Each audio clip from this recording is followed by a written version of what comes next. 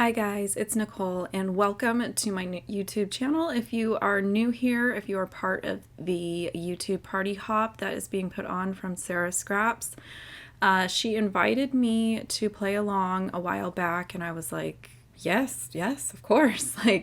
I think anybody that has sort of watched process videos for any kind of length of time has probably come across Sara's channel. She is Sara Scraps on YouTube, and I feel like I have just kind of seen her and been around her in multiple groups online and different like Facebook, scrapbook type groups, YouTube groups, that kind of a thing.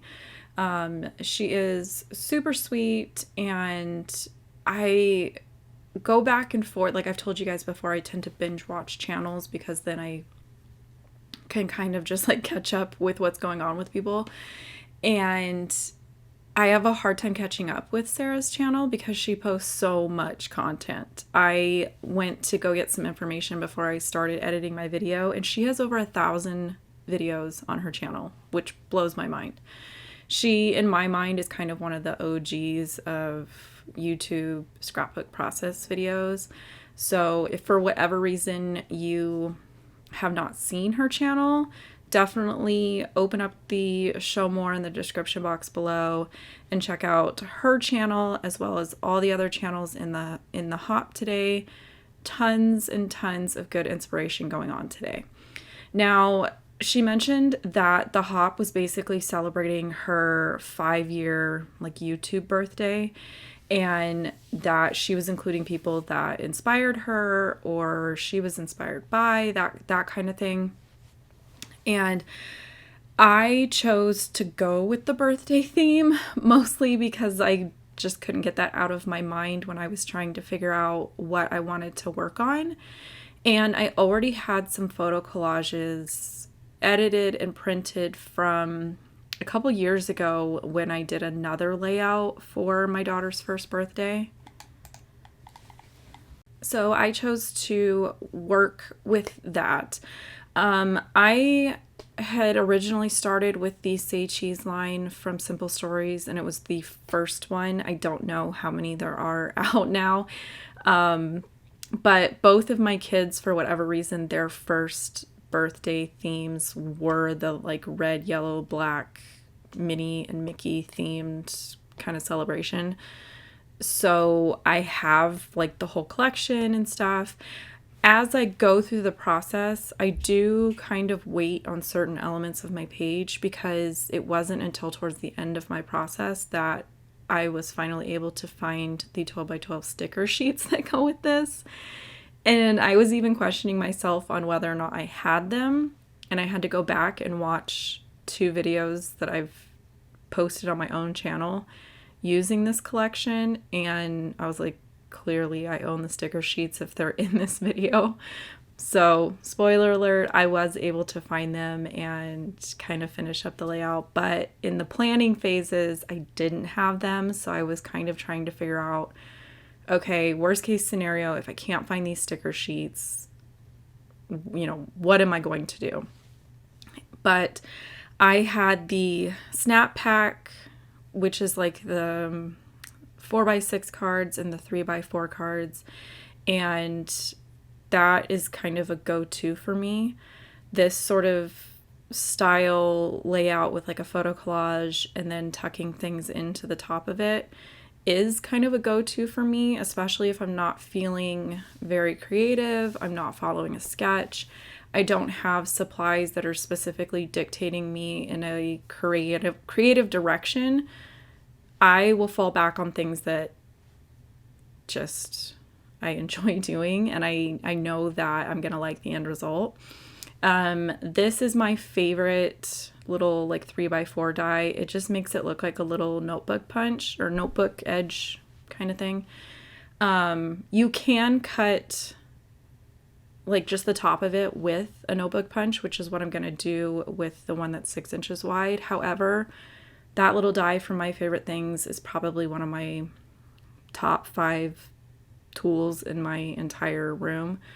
It is retired. Every once in a while you can find one on like eBay or a D-stash group, but it's my favorite and I use it. And every time I use it, I tend to have to apologize to somebody in the comments because they can't find it. And at least in this video, I'm showing that you can just do a punch across the top and get a similar type of look. I went ahead and did it with all of the cards on the top of my layout. I don't think it's necessary to do it to all of them, but again, I rely on things that I enjoy, styles that I like, methods that work for me. I have mentioned in recent videos that my intention and my hope with my videos in particular is that you just draw some kind of inspiration, or even just you just want to watch a scrapbook video, but you don't need to feel inspired or want to scrap lift it or anything like that. I just generally enjoy sharing my process, and I would just hope that somewhere in the mess of a typical video that I post that you find either an escape from your everyday life, maybe a small tip or hack or something that can kind of work for your process, or even all the way down to a full sort of scrap lift inspiration. When I was going through and checking kind of the information that Sara had provided to everybody, like thumbnails or images and things like that, I went and looked at the list of all the people that were participating and kind of had a moment of, what am I doing here? Like, I think I've always kind of run in groups on YouTube of smaller channels or maybe less well-known channels, just kind of people that I have become friends with or have, you know, we run in similar circles because our channels are similar, similarly sized, that kind of thing. I looked at the list of people that were included in this hop and was like, okay, I'm not real sure what I'm doing on this bus, but I'm on this bus and we're going. So anybody that is following the hop from those like amazingly professionally talented people, if you were coming here expecting like a beautifully professional video, I'm just going to apologize now. Anybody who's watching this that is currently a subscriber, I think you guys already kind of know how I operate. I don't take things too seriously. I like to just share how I get things done, and sometimes they're edited a little bit better than others. Sometimes they come together and they take me days and days and days. This one I ended up doing over the course of 2 days, just trying to fit it in between school and whatnot. Now, again, at this point, I don't know where my stickers are, so I am stretching myself creatively a little bit here. In with that collection kit from Simple Stories, they used to include these 4x6 acetate overlays, and they're designed to kind of fit over a photo and bring a little bit more interest to your photo just on like a transparency sheet. I don't think I've ever used them in that aspect, so I decided to go ahead and just fussy cut around the banners and arrow on this one. I'm going to go ahead and cut out the little like row of chevrons on the other one and kind of use that as a sticker. I ended up really liking them. I wasn't really sure how it was going to work out at first, but again, at this point, I was like, I can either fussy cut stuff from the paper, which I was not in love with. Like I said, Simple Stories is one of my favorite manufacturers. However, the Say Cheese line, I don't know. I think it's just the fact that everything in it is either a polka dot or a stripe. You don't really have a lot of choices in the B-sides. And then because it's a limited palette of colors, that kind of throws me off a little bit. But I just kind of continued along. I found things that worked for me. I think going with a layout style that I have done before, where it's a photo collage, things tucked into the top, embellish the areas that are left over. This is kind of a rinse and repeat type of design for me. They all look a little bit different. They don't live next to each other in an album, and that works for me.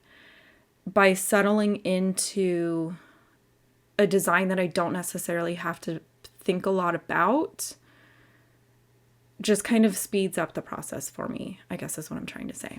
Now at this point, this being today, I found the sticker sheets. They were within reaching distance of my chair the entire time. I'm pretty sure they were even in the background of a scrappy like Zoom call that I was on, and my friends didn't see it either. But thankfully I was able to find it because I just felt like I needed some of those just little pieces to add some general interest to just paper at this point. So I grabbed like the film reel sticker thing. I cut it in half because if I'm going to tuck something, I'm not going to kind of waste it. I can cut it in half, save the other half for another layout. I grabbed the balloons because, again, I try to pick things that support my theme, even though the collection is kind of designed for a trip to Disney. So I just go off of like color and what the icon represents.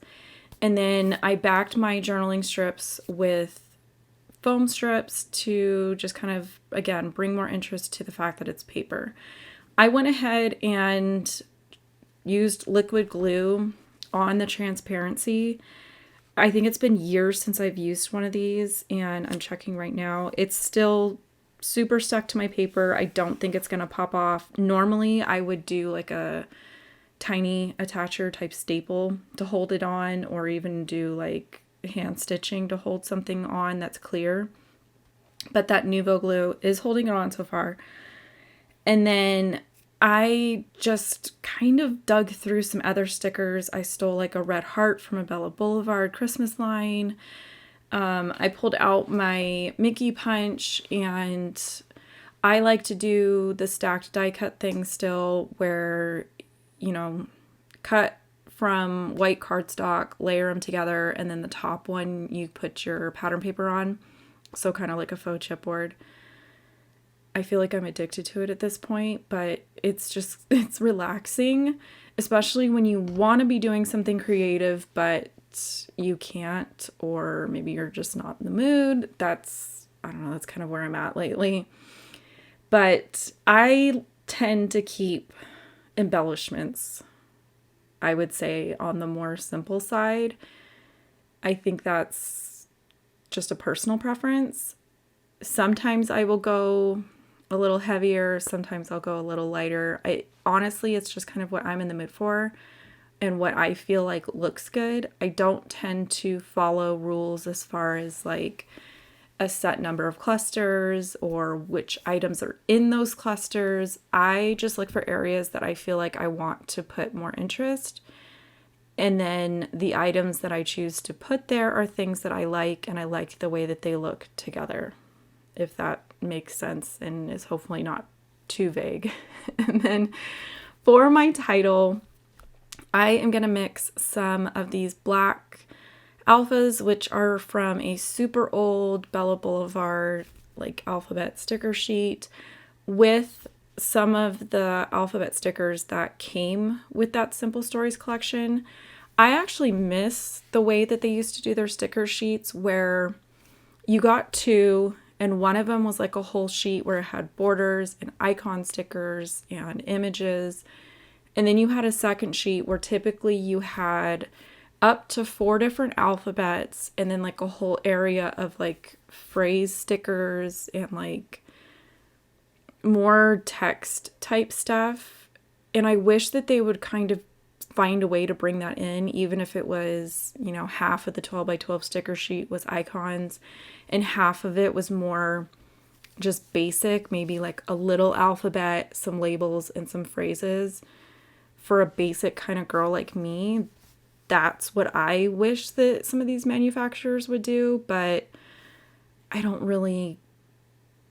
know anything about like their decision-making practice. So for me, this is kind of what I love about going back to older collections, is finding gems like that. And that is pretty much my layout. I'm going to go ahead and add a couple arrow stickers, and that's pretty much it. Please open the description box down below and make sure to see who's next on the hop. I hope that you guys check out the hop, and I hope that you find some more inspiration to watch and kind of cheer Sara on with her 5 years on YouTube. And a big thank you to Sara for inviting me and playing along. I'll catch you guys later.